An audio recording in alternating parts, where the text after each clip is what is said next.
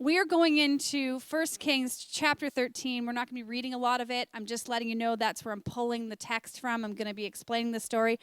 I also want to start this morning by saying I'm aware that I preached on this passage not too long ago. I don't remember how long ago. It might have even been within the last 6 months, might be in the last 4 months. I don't know, but I do know I preached on it not too long ago. And when God kept on bringing it back to me, I kept on saying, I've already preached on this passage, and maybe there's a different passage that goes along with what the thoughts you're kind of putting in my head. And he kept on bringing me back to here, so we're going back to here. Hopefully, most of you probably don't remember what I preached on last week, let alone like 6 months ago. But I just thought for those of you who have really good memories and pay attention to sermons, I wanted you to know that I do know that I preached on it before. We're talking a little bit about science this morning and a little bit about scripture and a little bit about faith, and we're kind of mixing it all together. Why? Because I think the world likes to separate these things, and I'm not sure they are as separate as we might think they are.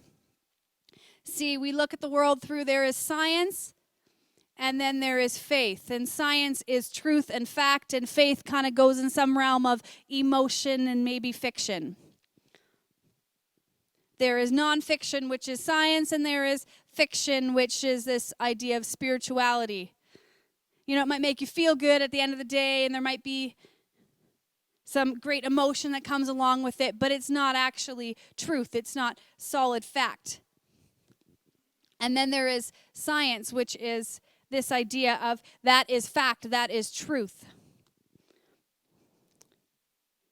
As I wrestle in this season and in this time where we're being thrown at with so many stats and so many things that are claiming to be science and backed by science and all of these things, I wrestle with that. Why? Because I really like science, and to be honest, I like to be able to figure out my world. I like to be able to know the equations and what the answer and what the conclusion is at the end of the day, and I like to think that science gives us an ability to do that. Here's the part of science that even us as scientists don't like to wrestle with, is that a lot of science is leaps of faith.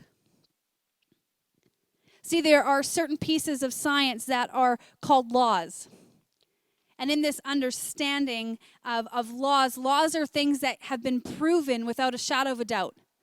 I've talked about a few of those laws in the past. There is law of conservation of energy. There's the law of gravity. There's the law of momentum. There are these things that can be proven without a shadow of a doubt. What does that mean? That means that if you take an experiment and you say, okay, here's my hypothesis, here's what I think the outcome is going to be, and I do some kind of experiment to get to that outcome, I can control every variable. If I can control every variable and come up with a conclusion, then and that can be done over and over and over again, it moves this into a category of being a law. See, in science, laws are absolute truths. They are things that are unshakable, that are not disproved. They are things that the scientific community has landed on as that we can control everything to make sure that we know this is true. And then, majority of science that we learn about and that we teach about and that we hear about, most scientific experiments, most scientific studies that we say, this study said that this, and this.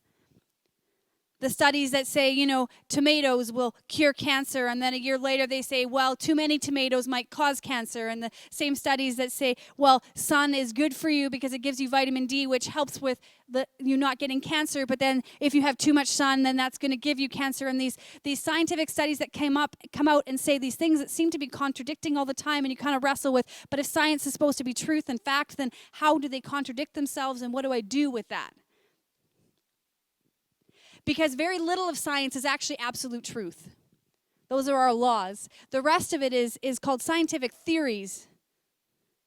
See, a theory is something that says, okay, I have a hypothesis, and I'm going to try and now prove that hypothesis. In order to prove that hypothesis, I have some variables, and I have to try and control those variables, and then I come up with a conclusion from my experiments. See, when done in a lab, it's really easy to control those variables. You can control the temperature, and you can control the time, and you can control the humidity, and you can control the amount of substances you're putting into an experiment. You have an ability to control so many of the factors for your experiment that you can have some pretty solid evidence that points towards your results. You can actually have some solid thought process that goes behind it. That conclusion, now you can put some stake in that conclusion. Why? Because you've been able to control all of the variables. But then there's a good chunk of science that happens in the real world. And the problem with science that happens in the real world and the studies that we are looking at and the things that we're looking to get our information from, the problem with all of those is there's so many variables that we cannot control. See, and the more variables that you can't control when you have a hypothesis and you start looking at the results from that hypothesis, the more variables you can't control, the more inaccurate your results become. Why? Because you don't know if that outcome was because of the location where someone might live, or if the outcome was because of what that diet of that person was, or if the outcome was because of the interactions that they have, or if the outcome was fill in the blank. There's just so many variables that it becomes so difficult to actually know what the result was supposed to be, how accurate the result is. Why is this important for us today? And I want you to just think about this as we go into our passage of Scripture, is because we like to think of science as saying, well, science says this. Well, I will give you some insight this morning, is that science is a lot of educated guesses.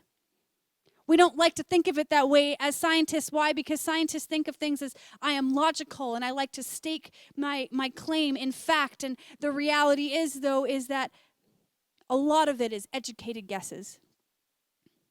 There are many theories out there that we teach as absolutes. The theory of evolution is taught a lot of times in our schools as an absolute. Here's the reality, is that it is a theory. It is something that someone had a hypothesis about. And to be honest, if you go all the way back, the person who had that hypothesis was highly invested in his hypothesis being right. There was a lot of emotion attached to his hypothesis. And so he had this hypothesis, and then he went and tried to prove it with the information that he had of that day. Interestingly enough, as time has went on and more information has come to light, a good chunk of his theory has not lined up to what we have seen in modern science. There's also the theory of creation, which people assume is just based on faith, but it's not. It actually has some scientific backing to it. And these theories seem to be opposing each other, and there's great debate over them. Both of them take faith to believe in them. There is a difference, and I've said it before, and Pastor James put it up on Facebook this morning. There's a difference between knowledge and wisdom. See, knowledge is having information, and wisdom is understanding God's voice in that information. Right now, we're in a season in our world. Specifically, James and I, as individuals, we are in a season where we are having to make decisions for a group of believers, this church, trying to weigh out all of the voices that are out there right now, all of the voices that are saying here is the right answers, and here is what the results are showing us, and all of these things, and you say, okay, I've got this knowledge, but God, I don't know what your wisdom is in the knowledge. As we go into our story this morning, I want you to keep that in the back of your mind, and we're going to get back to it. 1 Kings chapter 13, here's the story. We have a prophet who's coming to the king.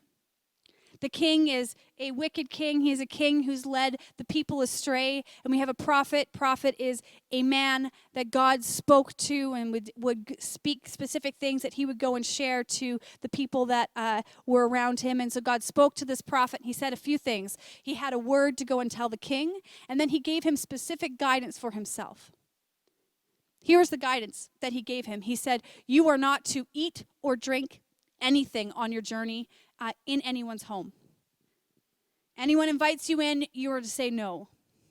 It's really clear. The man of God says it. The prophet says it over and over. God told me I am not allowed to go and eat and drink with anyone.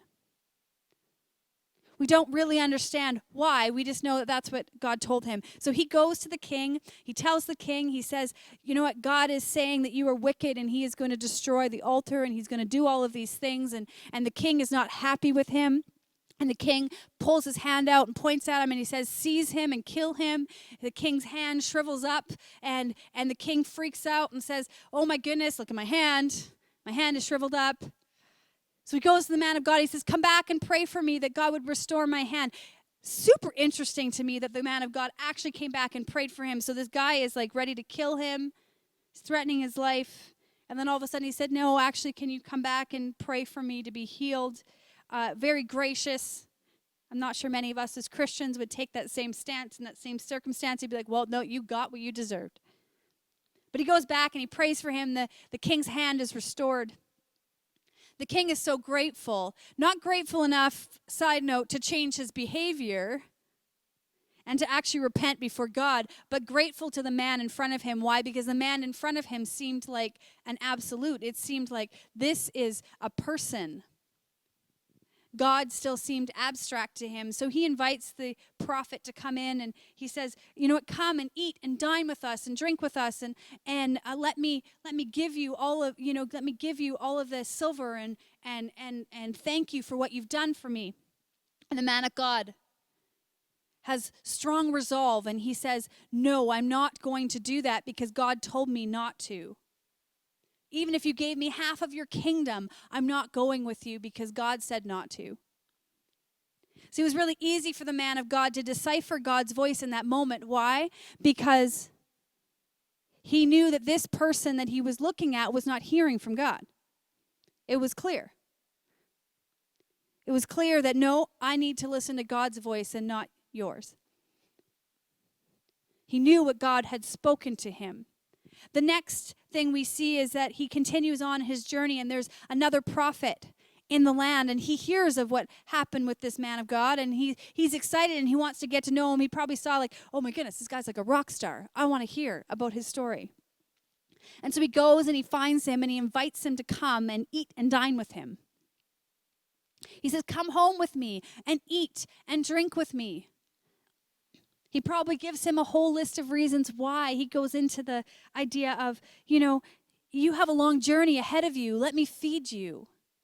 It is wise for you to come and to eat and come and have something to drink and come to rest in my home. What is wrong with that? Let us have fellowship. Let us do all of these things together and then you can go on your way. Now, the the man of God says to this other prophet, he says, well, actually, God told me not to go and eat and drink with anyone, so I don't think I should. This other prophet says, well, God speaks to me too, and what God spoke to me is different than what he spoke to you. He said it's fine. Now, all of a sudden, this man of God starts to question, well, what did God actually say? I'm not sure what God said, and maybe it is okay. And he compromises on his resolve, and he goes and he eats and he drinks with this man of God, or with this prophet. As they're eating and drinking, the word of God comes to the prophet and says, hey, you know what? Actually, you were wrong. I told this guy. I told him not to eat and drink with anyone, and you told him to compromise, and now trouble is coming. So the man of God loads up his donkey and he goes on his journey. And right after, it's the only verse I'm going to read, a couple verses, it's verse 23. It says this, when the man of God had finished eating and drinking, the prophet who had brought him back saddled his donkey for him, and he went on his way. A lion met him on the road and killed him, and his body was thrown down on the road, and both the donkey and the lion standing beside it. Both the donkey and the lion standing beside it. See, the man of God looked at the knowledge of the world, of the people around him. He even looked to someone who should have been the expert this other prophet, he said, well, you hear from God too, so maybe you know more than I do. And he took man's wisdom over God's wisdom, and he chose to compromise in that moment. And as he went around and he left, all of a sudden there was a lion there that killed him. I wonder, did God send the lion, or did God know the lion was going to be there? See, God sees a different perspective than we see. He sees a different truth than we see. Sometimes the knowledge of man does not line up with the wisdom of God. It actually says that God's wisdom seems like foolishness to the fool. God's wisdom is different than man's wisdom. This man of God was given an opportunity to avoid the lion, avoid death, and he chose to take man's voice over God's voice. Why do I think this passage is so key to us? Because I actually think that God is trying to protect us. So many times when he speaks to us, he's trying to give us his best, but because we don't understand it, because we're so busy listening to the truth that the world is saying, we're listening to the experts of the day, we're assuming that their truth is more important than God's truth. We're assuming that there's more evidence behind what they are saying than what God is saying, that we tend to wrestle and we compromise on things because we don't know what God is trying to save us from. What if God is trying to save us from the lion that's around the corner? The interesting thing about the man of God is that if he was obedient, he would have had no idea that that's what God was saving him from. If he had been obedient, he would have no idea what God was saving him from. Why? Because he would have not gone to anyone's houses to eat or to drink or to do anything, and he would have ended up back on his journey back home where he was going. And he would have said, God, what was the big deal? What was the big deal with me going to have a meal with a friend? What was the big deal with me going and being celebrated for doing what you asked me to do, which is heal the king and being given riches? What is the big deal? I don't understand. Because he never encountered the lion. He didn't know that the reason that God was telling him not to do these things was because the lion was going to kill him, because he avoided the lion altogether. I wonder, how often do we miss the miracles that God is actually doing because we don't see what God has protected us from? We don't see God's perspective, we only see ours. We don't see the times when we're stuck in road construction and we don't understand this is putting an hour onto our trip. What the heck? But we don't know that maybe God was saving us from the rock slide that was going to happen. We don't know that maybe God was saving us from the accident of the car that was going to come into our lane. We just don't understand. We don't see the bigger picture. What we see is what's in front of us. We don't see all of the variables that God sees. Excuse me. See, God sees the lion, and he sees your current circumstance. He knows the danger that lies ahead of us. And sometimes it's not as clear as we might like to think it is. Sometimes we think that what the world's truth is weighs at a heavier, it has a heavier weight than what God's truth is. So we go back to science and laws and theories. The only thing that we have that is law, that is truth, is what God says in his word. That is our law that we hold to. God's voice in your life needs to be louder than anything else, and anything that contradicts his voice, you need to question. And sometimes even those that say that they are experts in a field may not understand the clouded judgment that they have. See, this prophet, his judgment was clouded because he wanted what he wanted, which was to have lunch or whatever with this man of God. He didn't hear from God. He just said he did. He just said he did. He wasn't looking at the danger that God was looking at. He wasn't looking at what God was going to save this man from. He was only looking at what he wanted. As we look at the world today, there's a whole lot of knowledge out there. And to be honest, there's a whole lot of contradicting knowledge out there that is being thrown at us from all different directions. There are a whole lot of unknowns. There are all these variables that we cannot control. And to be honest, no one can have an accurate opinion of what the outcome of anything is going to be right now. Why? Because there's too many variables. It is not a controlled experiment in a lab. It is real world.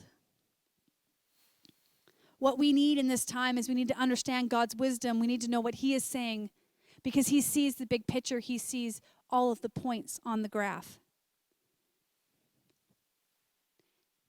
He sees every intimate detail that we do not.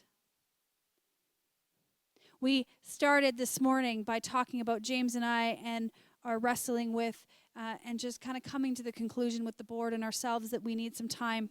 And so we are taking the month of August. We talked about that, about taking the month of August off as a sabbatical.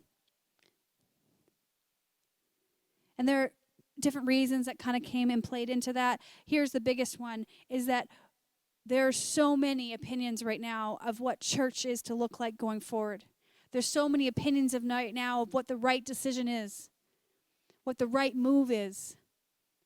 There's so many opinions of even a Sunday morning of what our music should sound like or what our preaching should be, or there's so many opinions of whether or not we should meet or not meet, or where we should meet and how we should meet, and so many opinions of who needs what and how do we meet those needs, and there's just so many voices in the world that are coming at you. And I think James and I, we looked at ourselves and we felt like we don't want to make decisions based on knowledge. We want to make decisions based on wisdom. We don't want to make decisions because everyone else is doing X, Y, and Z. We want to make decisions because we know that this is what God has said. We want to have some absolute truths, some things that we're willing to stand on and say we've heard God's voice and we will go forward with his voice, whether or not anyone is coming with us. Whether or not everyone understands or not, that is secondary to we know without a shadow of a doubt what God has said in this season. Interestingly enough, if you had talked to James at the end of last year, those of you who know him intimately probably have heard him. He told me at the end of last year, he said, something is coming. There is a big change coming. Ministry is going to look differently. And I thought, we had this conversation. We actually had a bit, I think, of an argument over it of, like, what do you mean? Like, things are good. We've got a rhythm. We've got a team. Life is good. Everything is good. We finally have our feet under us. Everyone kind of, we felt like we were on a good trajectory and everything is good. And he said, no, it's all going to be thrown up in the air. I don't know what it's going to look like, but I do know that something is coming that is going to change it all. And we've been married 17 years today. And I don't know why I still question some of the things that he says when he has these absolutes in his life where he comes to me and said, this is what God has said. Because without a shadow of a doubt, I don't think he's been wrong yet. My logical brain says, but no, like everything points towards things are good. And we should continue on the same trajectory that we're going because things are good. And the wisdom of God that made no sense to me at the time spoke to him and said, no, like some big change is coming. We need to be prepared. We need to be prepared to be able to move where God wants us to move. Not physically, we're not leaving Castlegar. That's not what I mean, but I mean move with where his Spirit is going and with what he is speaking to us as a church. See, there's a word over new life that has often been spoken. It's been confirmed over and over again. It comes in different forms, but the essence of it is that we will be a pioneering church that goes before.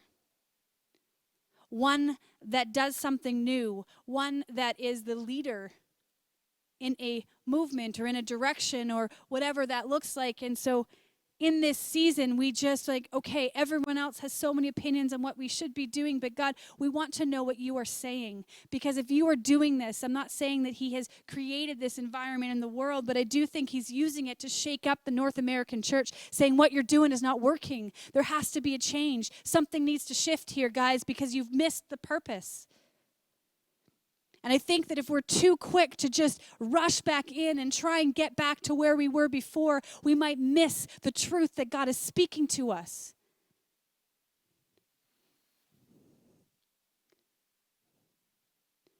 James and us ourselves, for the two of us, we are going to take the month and do everything we can to reconnect with our family, number one, and number two, to hear from God. To say, God, what are you speaking?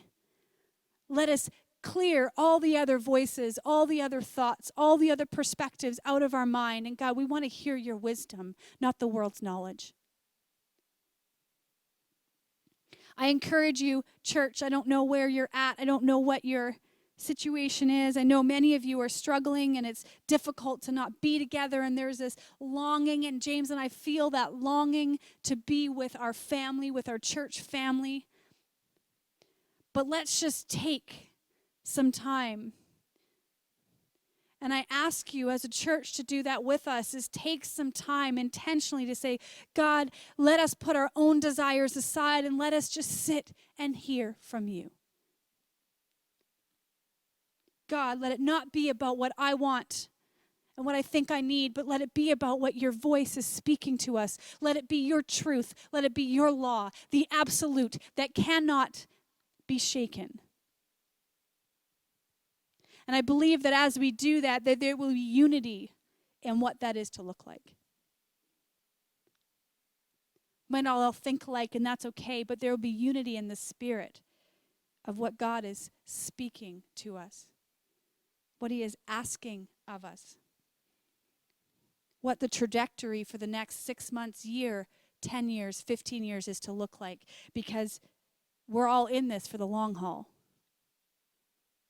We're in this because we want to see the church, not just here in Castlegar, but the church in North America and the church in the world. We want to see it be the reflection of what God intended it to be. We want to see people come to know God in an intimate way, and we need to make sure that as the church we are portraying God in an accurate way.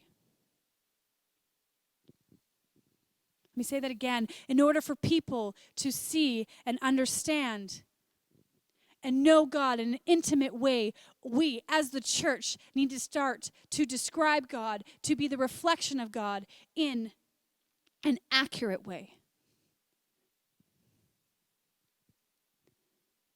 And in order to do that, we need to hear his voice.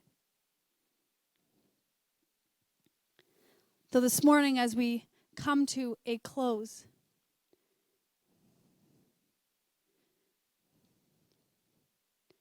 I want us to take a commitment today.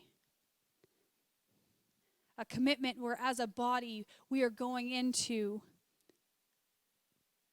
the next just over half of the summer, where we are committed to saying, God, we will allow your voice to be louder than anything else.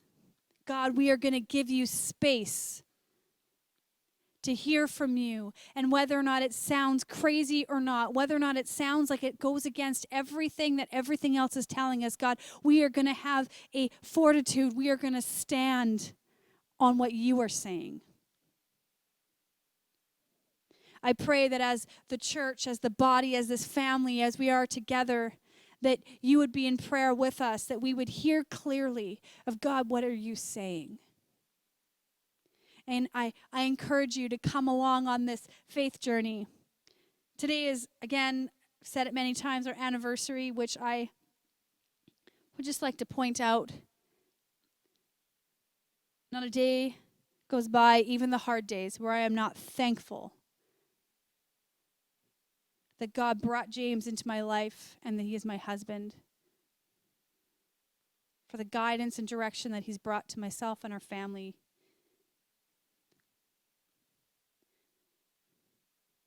that as we've gone forward in our life, what I have learned is that some of the craziest things that God has said, usually to James, who comes and shares them with me, and my response usually is, that sounds crazy, we're not doing that. And then I listen to God, and sometimes I kick and scream a little bit, and then I cave and I say, okay. But what I have learned is that the craziest things that God has ever asked us to do are the things that at the end of the day have been the most exciting and brought the most joy into our lives.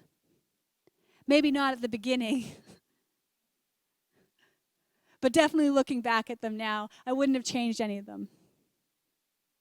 And church, I don't know what God is going to say, but I want to make sure that we are going into it saying, you know what, God, we're willing to do whatever crazy thing you're asking. We are willing to go where you are going. We want to be with you. Because I actually, as I was even praying about this message and I've been wrestling with this, I believe in my spirit this is a pivotal moment for the church. Not just New Life, but I think the church in North America, it's a pivotal moment. And God is saying, you have a choice right now. You're going to come with me or I'm leaving you behind. And I actually have a deep sorrow for many of the churches that are going to choose to be left behind because they don't want to change, because they don't want to hear what God is saying, because they're too afraid of what it might look like. And church, I don't want to be one of those churches. I want us to know that we've heard from God and we are willing to move where he is moving. Because why? Because people need to know God intimately. And in order to do that, we need to start showing the authenticity of who he is.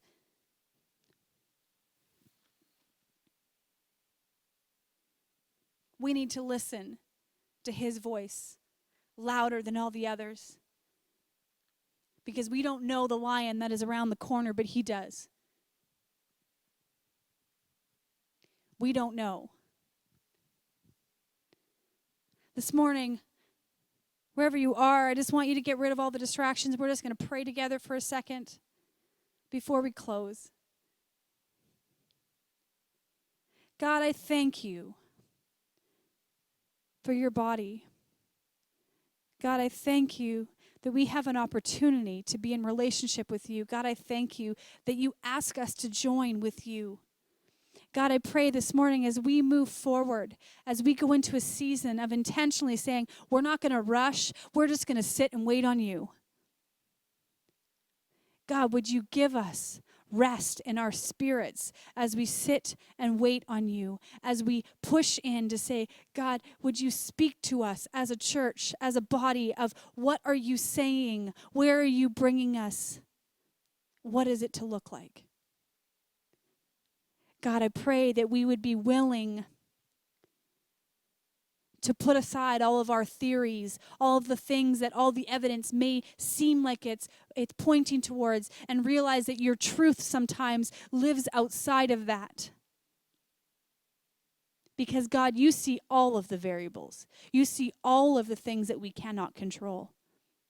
And God, I pray that we would listen to your voice, that we be obedient to it. And God, because of that, we would see you radically move in our nation. We long to see more of you. We long to understand you more.